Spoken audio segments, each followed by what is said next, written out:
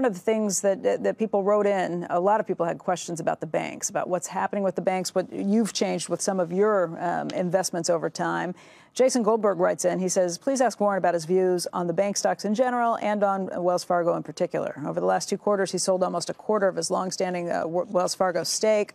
Also in the fourth quarter, he dumped a third of his Goldman Sachs shares, although he still owns over $75 billion in bank equities. So what do you think about banks? Not necessarily the sell-off today because you don't look at day by day. Well, banking is a good business if you don't do dumb things on the asset side. I mean, basically. And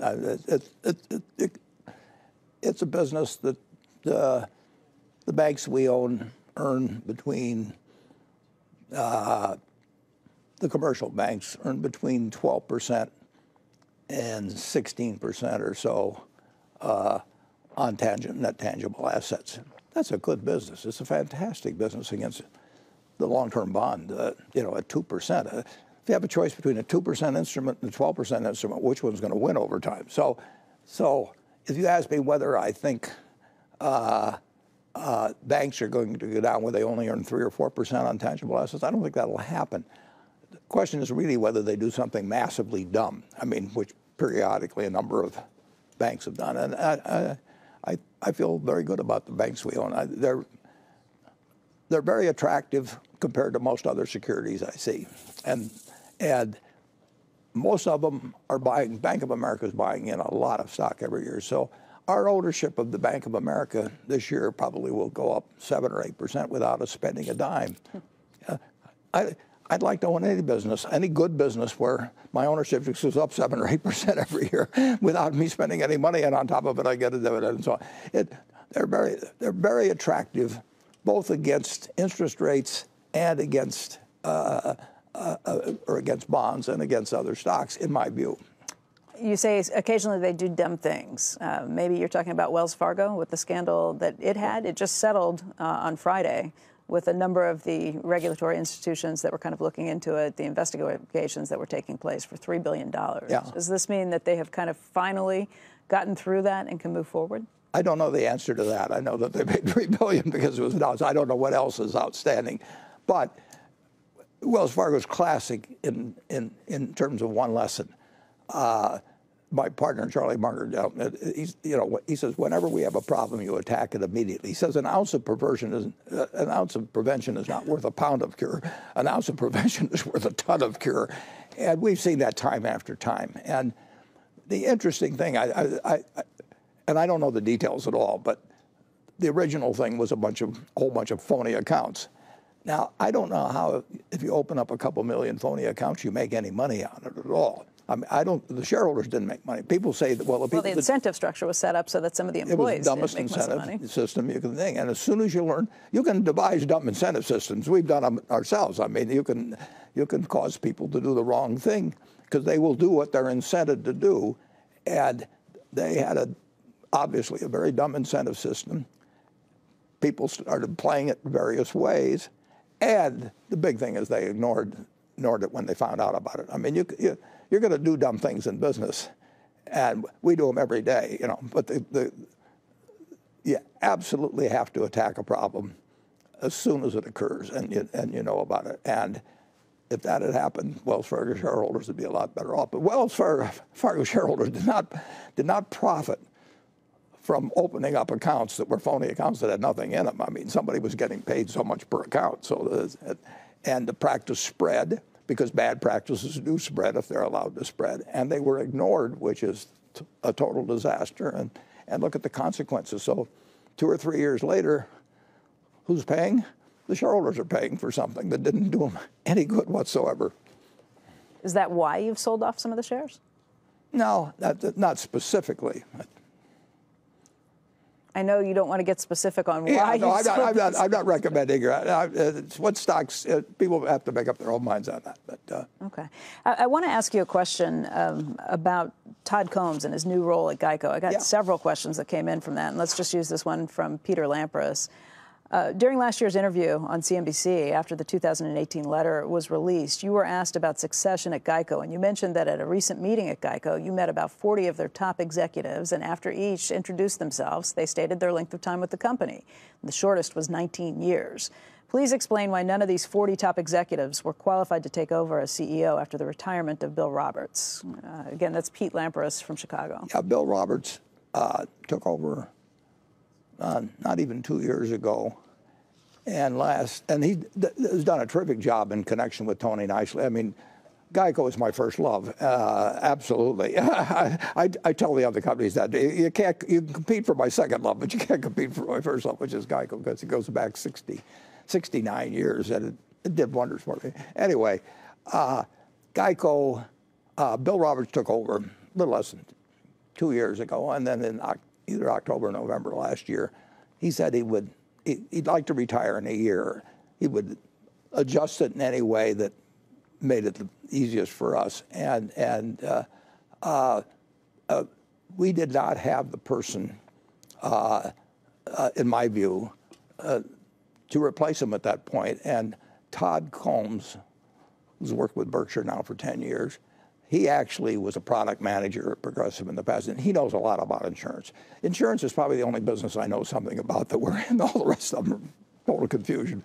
But I understand the insurance business to some degree. Todd understands it very well at the operating level. And so Todd is there, and I hope very much that he's not there very long, because I'd like to get him back to Omaha. But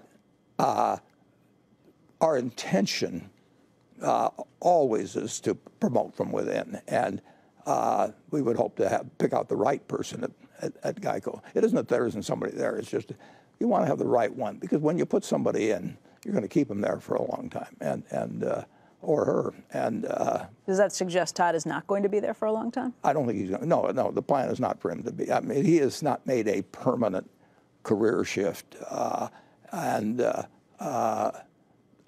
he, I don't know how long he'll be there. We have one important problem, which is which all insurance companies have, but Progressive has done a better job of managing correlating or risk with rate, and that is what we're focused on now. Correlating risk with rate. In other words, having the proper rate. Right, charging the right amount. Charging the right amount. If you were in the life insurance and you thought that 80-year-olds had the same life expectancy as 20-year-olds, you'd have a big problem. And what would happen is you'd write all the 80-year-olds and somebody would write all the 20-year-olds. So in auto insurance, the same thing. There's a vast difference. In auto insurance, I'm not sure. I might prefer the 80-year-olds over the 20-year-olds. Well, you might, and you certainly would prefer the 80-year-olds to the 16-year-olds. I mean, right. Yeah, and you'd prefer the 16-year-old female to the 16-year-old male. There's a whole bunch of things. So you've got to you really got to segment risks, and that's enormously important. And every company's trying to do it better all the time. We do it far better than we did 50 years ago, but we have room for improvement on that. We're focused on that. And in the meantime, we're growing faster. We're gaining market share. Geico is a fantastic asset. Todd's job is to focus on that, but it's also to work himself out of a job very, very quickly, and preferably to work himself out of a job with somebody from Geico. Eric LaFont writes a follow-up question. He says, Warren, why did you and Ajit decide to appoint Todd Combs as the CEO of Geico? That part you've answered, yeah. But how will he be able to run Geico, manage a $13 billion investment portfolio, oversee Haven, and be on the board of J.P. Morgan? Yeah, well, it'll keep him busy, and we've told him he's unlimited use of a NetJets. Really? Oh, sure. No, I mean, we want him to be efficient. That's what NetJets is for, and he, he'll be working 70-hour weeks. The question about the portfolio is interesting. Most months, neither Ted nor Todd makes a single change in their portfolio. I mean, portfolio management is something that you learn over decades.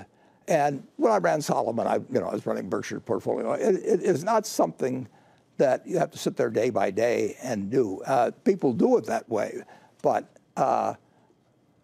if there are many years where if I just left the portfolio entirely the same and didn't make any changes, we'd be better off. So that's not about. But you're right in terms of J.P. Morgan's board, and he's going to be a very busy guy. Geico's the top priority, but it isn't going to stay the top priority for a long, long time. All right, let me run to another question that Max0205 wrote in. Have Todd Combs and Ted Weschler outperformed the S&P 500 since they began working at Berkshire? Why don't you disclose their record? Why don't I? Why don't you disclose their record, they said? Well, we're not disclosing. I think it would be very unusual for a firm to disclose everybody's sales last year among their salespeople or anything like that. I mean, they're entitled to work in relative anonymity. Our directors know how they do. I know how they do. We made a lot of money with them. I feel very good. I feel very good about them in all ways. But we're not going to tell you how much each candy store sells. It's See's Candy, or who was the top person at any place brought in sales, or whatever it may be. All right, let's jump to Berkshire's overall record versus Yeah. the S&P. Berkshire has now underperformed the S&P 500 on 1-year, 3-year, 5-year, and 10-year marks. Yeah. Is that because it's too big, and will it ever be able to outperform the Well, S&P? certainly being too big is part of it. But I would say this. During that same time, I mean, last year, we achieved, now I don't like it, GAAP earnings very well, but we achieved the highest GAAP earnings of any company in the world has ever achieved that's investor-owned. And we have the highest net worth of any company in the world, investor-owned, any company in the world. So I would say, related to safety of principal over time, I feel good about it. And I feel good about the fact that 99% of my money's in it, and that it will be the source of all the philanthropic contributions that are made for 15 or dozen years after I die. So, but I do not think it will be in the top 10% of stocks performing over the next 10 years. I don't think it'll be in the top 15% of stocks performing in the next 10 or 15 years. I also don't think it'll be in the bottom 10% or 20% or 30%. So, but our ability to have a huge edge over the market generally with a $550 billion market value, it's just, it'll be minor, but it'll be done in a very, very safe manner. Is an investment in the S&P 500 a better investment than Berkshire? It could be. You know, on balance, I think we'll do a little better, but it'll be minor. It depends on the kind of market we're in. If we're in a down market, we're going to beat it. I mean, it's that simple. And sometimes we will be. The last 10 years we haven't been. But over 55 years it's worked, and it will continue working, but it will not work at all like it did when we were working with $100 million or $1 billion. There's no question about that. But we've got good businesses, and we won't be in the bottom quartile, I promise you that, over any long period of time. There are people, like there were back in 1999, who have said maybe you've lost your edge. It was a similar thing in 1999 where you saw the technology stocks that were the big high flyers that people were pouring their money into, the dot-com companies and a lot of others associated with that. If you look at the markets again, it's the technology companies that have the big runs. This time you're participating in Apple, which is one of those front runners. But is this a cyclical thing to you? You think there'll be another market downturn and then Berkshire there'll be a downturn sometime. And then Berkshire outperforms at that point, or? Oh, we'll outperform in a down market, but that may not be particularly satisfactory to people. But no, we will, because we have these businesses that are making money, and I mean we're geared somewhat away from a full market participation in either direction. But that's fine. We own, if you think about it, we're 80-some% in equities. We may show 230 or 40 billion in equities, and that looks like we're against our market cap. We're 40%, but we own 100% of these other businesses. Those are equities too. I mean, we own a railroad, and we own insurance companies, and those are equities. So we're about 80% roughly in equities, and about 20% in cash. And I'd rather have that 20% in other good businesses, but that is to some extent a curse of size, and it's to some extent the fact that it's very hard.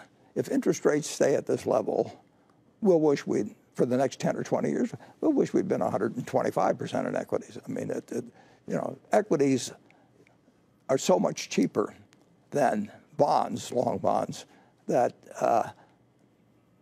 something will change in a major way. I just don't know what.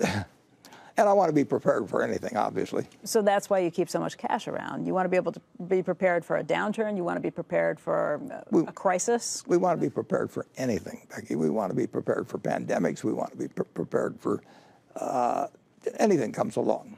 Yeah, that is the chief job I have. I have people's money that gave it to me 50 or 60 years ago, and some of them still have 100% of their money are essentially in it. And the one thing, and I've got the responsibility for 5 foundations that presently are going to get $80 billion, and I think we'll get a lot more over time, probably. We don't want to permanently lose money, and you don't want to get that so that you go into a shell and don't do anything. But we have obligations to people on workers' compensation claims and auto accidents they've had that go out 50 years. And we have to run the place so that every check clears under any circumstances. And that's why, incidentally, we own Treasury bills. We don't own commercial paper. We don't rely on bank lines or anything. When people get terrified, and they will occasionally, everything freezes. I mean, and you're going to have to stand on your own feet at a time like that. It won't happen very often, but it'll happen occasionally. I know you've developed a thick skin over the years, but does it tick you off when people start questioning whether you've lost it, whether you can still? Well, I'm sure I've lost some of it. I mean, I can tell you all kinds of things I've lost. No, that happens. But we haven't lost GEICO or the railroads.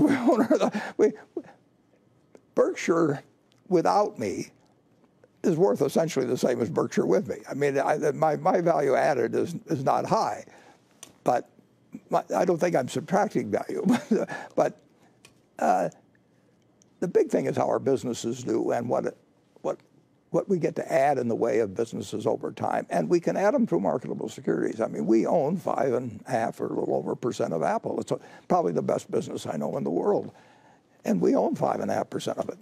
And that is a bigger commitment that we have in anything except insurance and the railroad. So it's our 3rd largest business. Yeah, it made the point that it was bigger than your biggest acquisition, Precision Casualty. Oh, sure. No, it's our 3rd largest business. All right, let me test you on your thick skin. Okay. Wow. Here was the kicker of that Barron's cover story. He said, there's reasons to think that the company will be a market beater when he's gone. In the meantime, happy 90th. Yeah, well, I hope it is a market beater when I'm gone. I'm counting on it. I'm telling my estate, and then the trustees that succeed my executors in the estate, I'm telling them to keep every share of Berkshire they have until they have this pattern of giving it away. I mean, I want them to look back and say, gee, we should have made this change earlier, because it's going to determine how much we buy in the way of vaccines and, and all kinds of things, education, and all these things. And I feel terrific about Berkshire after I leave. I want to talk about another issue that we have not touched on yet, and that's politics here in the United States. We just watched the Nevada caucus. Bernie Sanders walked away with the most delegates after that. He looks to be as the clear frontrunner for the nomination for the Democrats this time around. You have long been a supporter of the Democratic Party. What do you think? Well, I think I'm going to wait and see who gets the nomination. But I'm a Democrat, but I'm not a card-carrying Democrat. And I've voted for Republicans. I've contributed to Republicans. In fact, I've only run for 2 offices in my life. One was head of the Young Republicans at the University of Pennsylvania, and the other time I was actually on the ballot running for a delegate to the Republican National Convention in 1960. But normally I vote for Democrats, and we will see what happens. Wow, that's the first time I've ever heard you say something like that. Well, I've kept it a secret for all these years, but now it comes out. You just said that you're not a card-carrying Democrat. That's true. You are a card-carrying capitalist. You Absolutely. actually have one of those in your wallet. Yeah. I've seen it. I don't know whether I'm a card-carrying capitalist, right? I don't think that's inconsistent with what I've said on politics. Yeah, here it is. I don't know whether that shows. For those who can't see, I'll show you on this camera right here. Card-carrying capitalist, and this is what you carry in your wallet. Yeah, and I think we will have some of those available at the annual meeting too for our shareholders. I think Andrew's got a question that he wanted to jump in with here. Andrew?